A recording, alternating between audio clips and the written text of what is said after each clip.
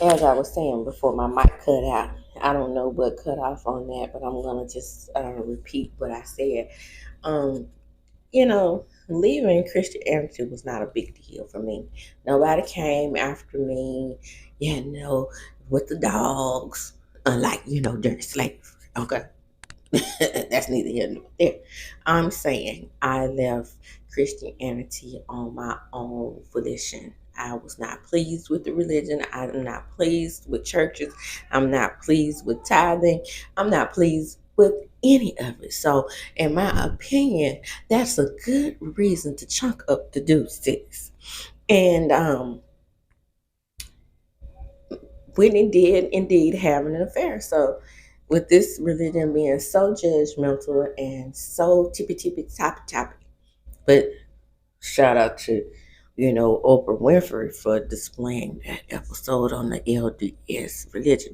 Go back to Oprah show and watch that episode. That's neither here nor there. All I'm saying is that this religion is mighty damn strict to be so uh, caught up in the mess. All right. Shout out to them having a lot of alleged Chesters in the organization.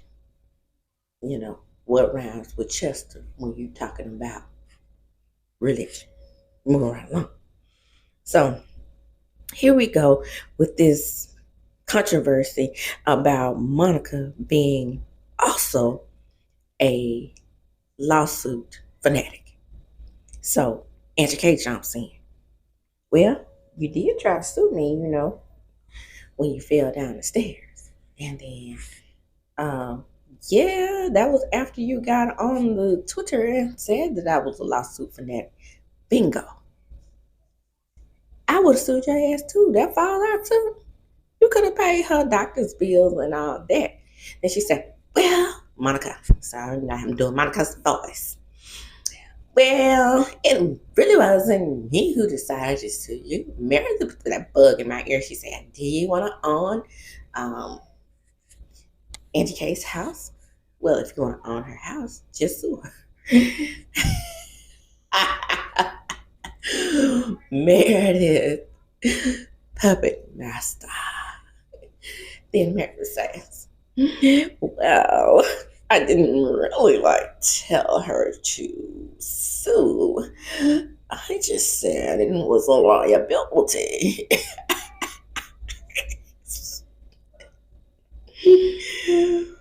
Y'all, if y'all don't see the lawyer spirit jumps into Meredith. So when she talks and she doesn't show any remorse for anything that she does or really take accountability and skirts around the issue, there it is right there. Meredith. Meredith Marks. I didn't say sue. I said it was a liability. Well, okay. So Monica explains what happened. She said that I was walking down the stairs to get my children. I was so frustrated. So I thought it was a rail there. I grabbed at the rail and I slipped down. It was more embarrassing than anything. And one of my shoes came off and I just threw the other one that was hanging on. I didn't really hurt anybody because, Auntie Kay was trying to throw it up in her face that she could have hurt people by throwing the shoe. Come on, Angie. That's a stretch, girl, and a reach. Go on about your business. You could have paid for her doctor's bills. Remember, you're rich, bitch. So then in the lawsuit about Heather comes up, she says, well, you're suing me. And then Monica says, well, that is a countersuit, not a lawsuit. And everybody's like, yeah, countersuit, lawsuit, you sue happy. And let me get on Heather right now because Heather is getting on my nerves. Heather is correct to sue her. That's what people do when you don't pay your bills. Whether you have 6 names, 7 names, 8 names, 13 names. You deserve to be sued if you didn't pay this woman her money. Then they go into the fact that Monica has had 4 different names. She explains the names. She explains, I think Darnell was her mother's name that she changed. And then Fowler was one of the husband's names. And then, Garcia is the name of the showing appreciation for her Spanish heritage, because there weren't very many Spanish people in her life at that time. And that makes sense to a certain degree. I can understand that because, you know, um, only good, clean Caucasian people are in Salt Lake City for the majority. So she wanted to show them that she was proud of her name, because her mother changed it from Garcia because she wasn't proud of her name. They were calling her it big, put an SP in front of it. Okay, you know that it is the derogatory name for Hispanic people in America. Child, don't get me started. Foolishness. So then they talk about Monica not knowing her father. And she said that her mother left him when she was a baby, so she never did get to meet him. And at this point, it's like one of those things where you can't miss what you never had. But it would be, for me, it would be a part of me that really would want to know who that is. Lisa Johnson. Lisa said, well, Monica, you were nasty to me all season long. And Monica gave it right back to you. I mean, you want a bowl of jelly beans to me either, sis. You call me old and leathery. Yes, we were going back and forth with each other. Am I not supposed to call you stuff when we are arguing? Bingo. Okay, I know we're riding this train. We're all supposed to be mad at Monica, but she does have a right to defend herself in combat. She does have a right to eat. She does have a right to go low or take it to hell, as Funky would say. Just like they take it to hell with her. They talk about her purse, her shoe, her parking her little car up on the carport. Ain't nothing wrong parking your car on the carport. I am thankful for my little carport. And a lot of people are thankful and grateful for what they do have. It ain't nothing wrong with having a whole bunch of money, but it's nothing wrong with being grateful what you do have. Now, I do understand that Monica wants more, or she wouldn't join the show. Everybody wants more. Nobody really is happy being poor, but you can be happy being poor in the poorness, not happy being poor. You can be happy with yourself, and like I said, you can be happy with the things that you do have. Because there's been many times where where I get jealous. I'm going to tell you something about me. I get more jealous, believe it or not, of the people who are happy having the least and just what they need than the people who have an overabundance. That's just me. I've always been like that. I don't know why I'm like that. But baby, when I see the show about those tiny houses and how those people have own home that they paid $10,000-$11,000 for, I'm like, ooh, ooh, ooh. If I didn't have my kids, baby, that would be me all day. Or those people who are satisfied living in an RV. That something about that lifestyle is peaceful. It's this show on the Travel Network where it's this couple where they were rich. I wouldn't say rich, upper middle class, because they both were making in the 6 figures. And they sold their $1 million home, bought an RV, and they just traveled throughout Mississippi.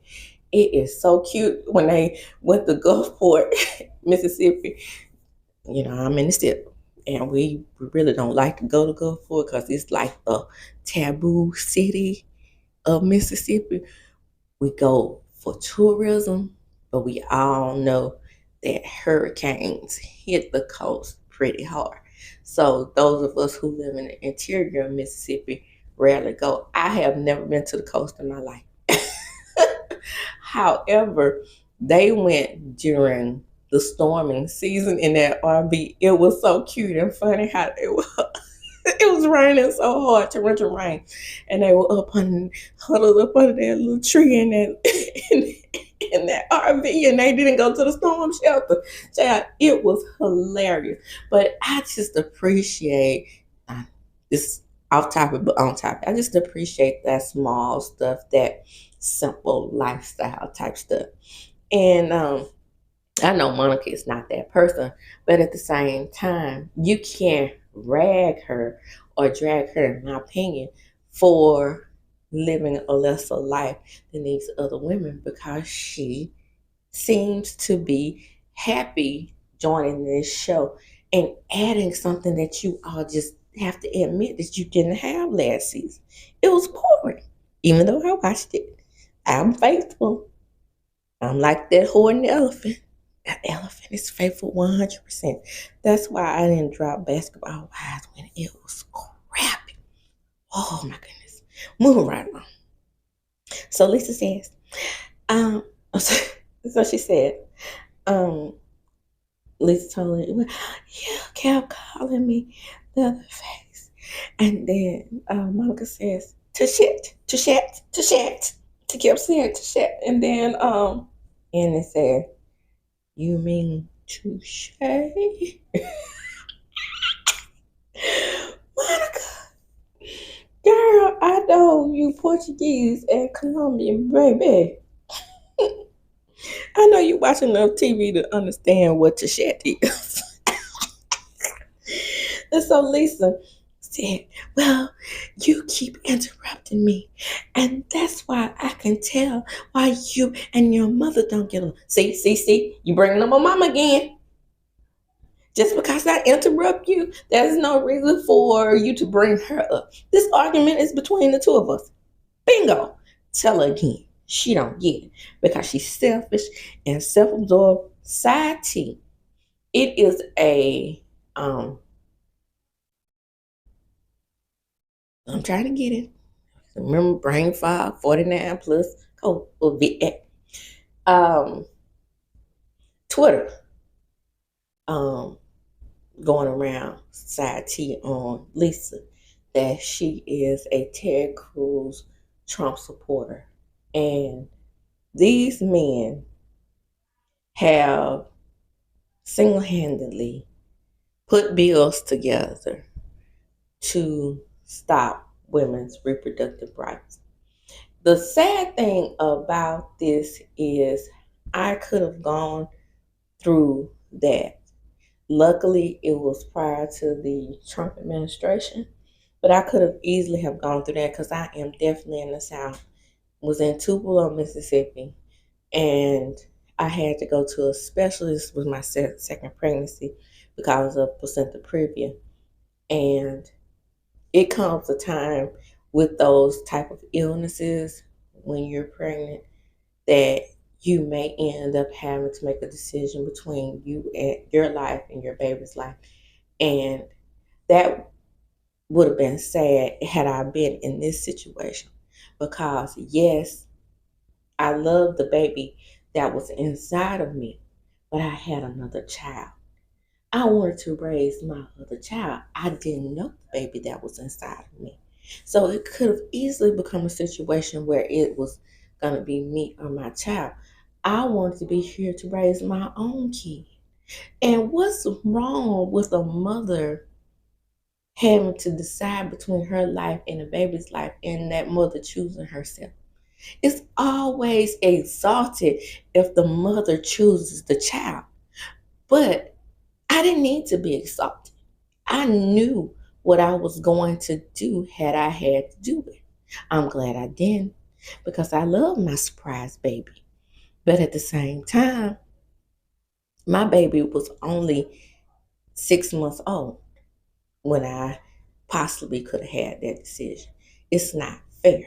It's not fair that you can go through an extended pregnancy, you pass away, then who's left to raise that child that you made me have? Foolishness. I said what I said, but I said all that to say that's the point that people are making about Lisa.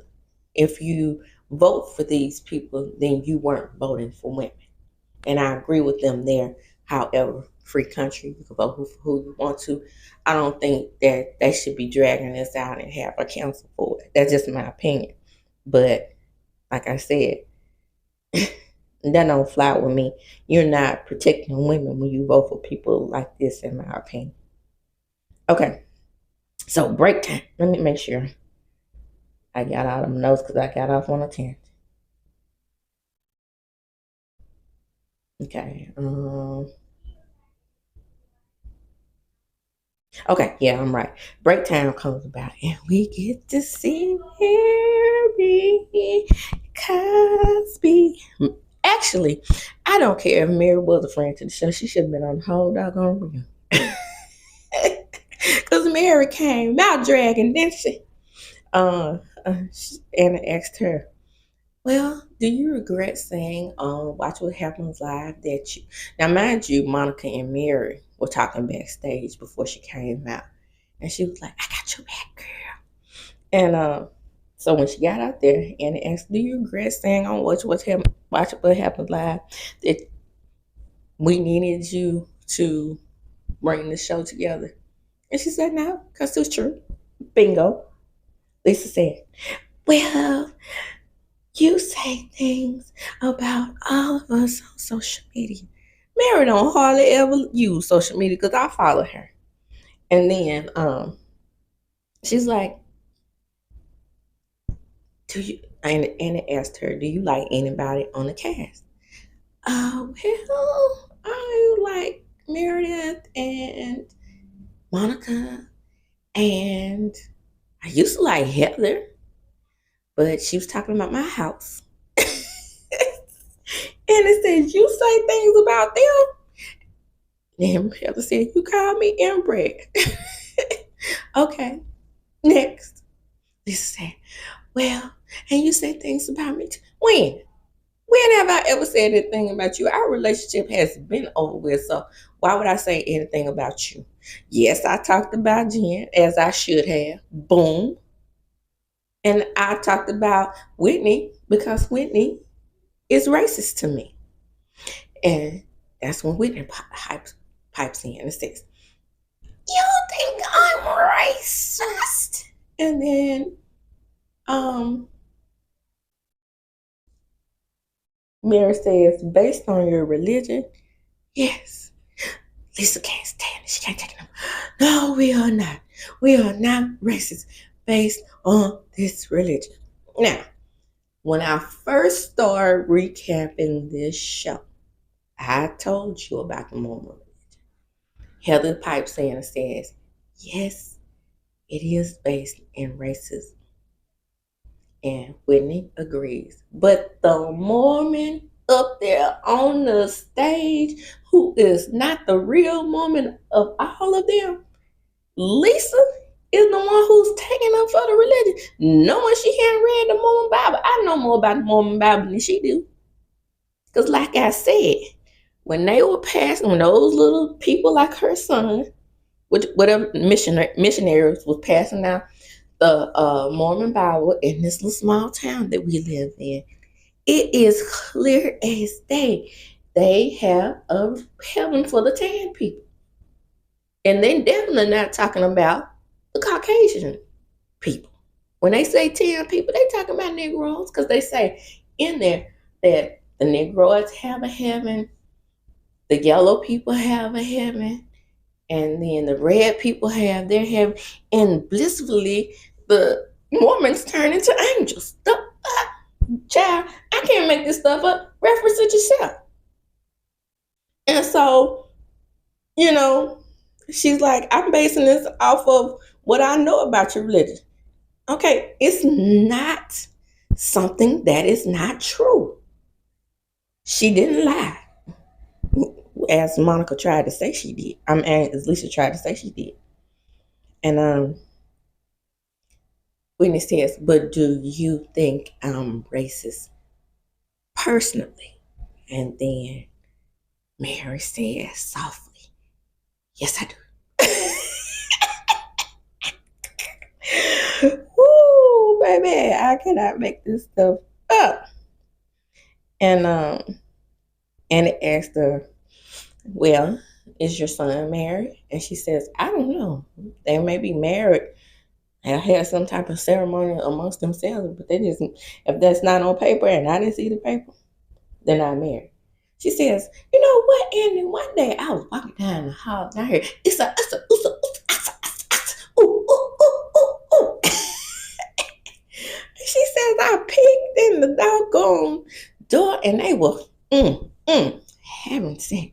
So when they got done, I pulled my daughter-in-law sort of to the side or whatever she is. I said, girl, don't be gassing my son. You don't have to do all that. If he's making you feel that good, girl, then he'll know it. But if you're doing all that acting and carrying on and what's not, you giving him false a false sense of uh sexual prowess that he shouldn't probably have. And baby, that tickled me so bad because I went right on back to hotel. How, how Melody said that she never had an orgasm. Baby, hilarious. And I asked her why she didn't come to the reunion.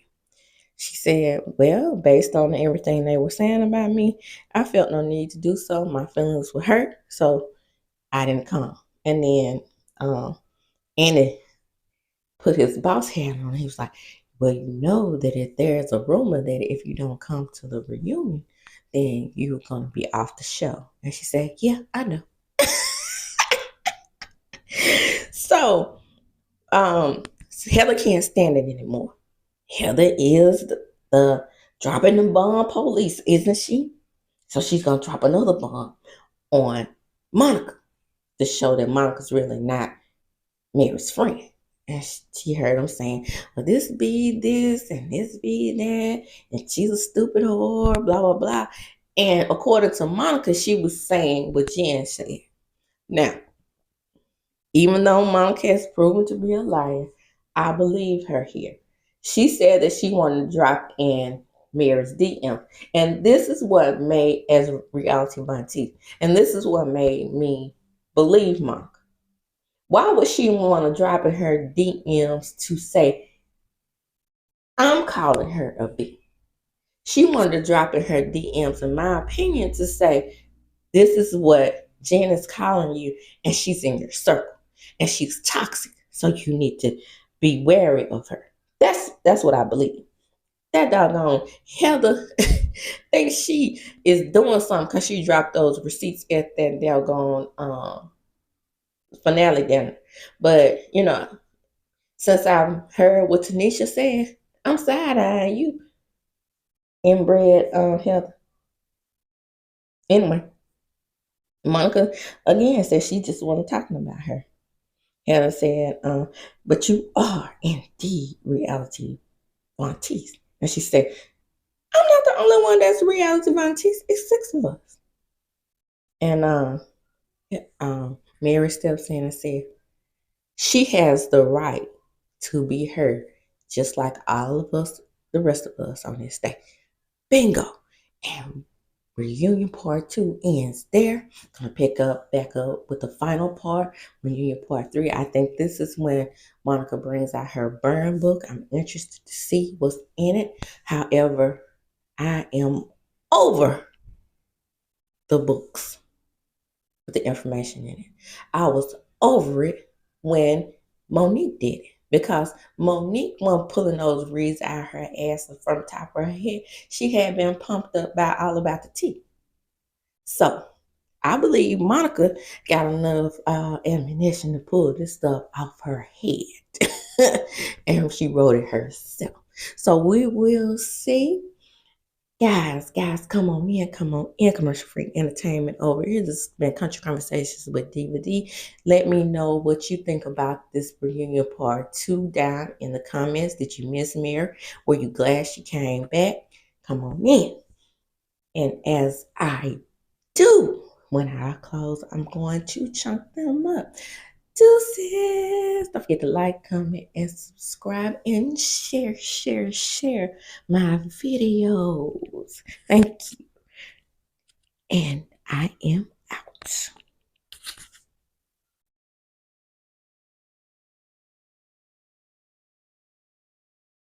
I was intending to read a little bit of an extra that came across my Instagram about Mary Cosby. So we're going to add this, even though I did close to that video. Let's go. What it says is Mary Cosby is the reason that SLC is a show. It originally became a Bravo show because of Mary. Now remember, Mary did indeed mention in this episode that she already had a home, right? They only bought their homes because of the show, including Lisa, who has been going around saying that she's the richest and the center of the cast. Well, this right here dispels all of that. It originally, oh, wait, it's some music playing. Let me stop that. It originally came about because of Mary. Mary invited all the other cast members. She was intending to be the center of the show. She was the one who was originally pitched. She started the developmental idea. She started to dig and find other prospects to do the show, but the developmental team was more impressed with her. We kind of just fell into it, is what she said. And she said she had a hotbed of interesting topics that surrounded her life. Remember, step granddaddy, grandmother left her all these riches only if she married her husband. Now, I'm not sure if I believe all of that, but according to Mary, it was in the will. Okay? It wasn't planned that I would become a housewife. We kind of just fell into it. But the executive team wanted a mix of different cultures. I fit the story.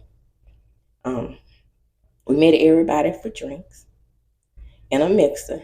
I had already been pitched. My casting tape was already on the chopping block. I had already, I'm sitting up here thinking this is Mary's perspective. This is from the executive team, which makes it even better. I thought this was Mary saying this. No, this is from the executive team from Bravo. And they said that they were blown away by her. Shanona, and I know who this is, and I left and we was like, okay, well, we're going to center this show around her. They're talking about Mary. Housewives all stayed here. They were already in a huge argument that day about, I'm thinking about Jen Shaw. And so that's when we started saying, hey, we got a show that we can develop around these ladies. And they already have good topics. And it's already an argument brewing between Mary and Jen. This is going to be a good show. So, well, we found out that the show was pitched by Mary and the show was centered around Mary, which makes sense because she is indeed the most interesting. I said what I said. Again, this has been Country Conversations with DVD. Please don't forget to like, comment, and subscribe to my channel. This is going to be an add-on. And share the video. Go check out that article that was written on Instagram. Like I said, I thought it was more so surrounded about Mary. I thought because she's the one who shared, or Monica shared. I'm not sure which one, but this is definitely from the executives at Real Housewives Bravo perspective on how Mary should have been the star of the show. And technically she was. Jen Shaw was just wild and outlandish, if you really want to know the truth. As far as read and coming to your real and raw like I do, that's Mary. Again, don't forget to share the video. Don't forget to like, comment, and subscribe. Country Conversations with DVD.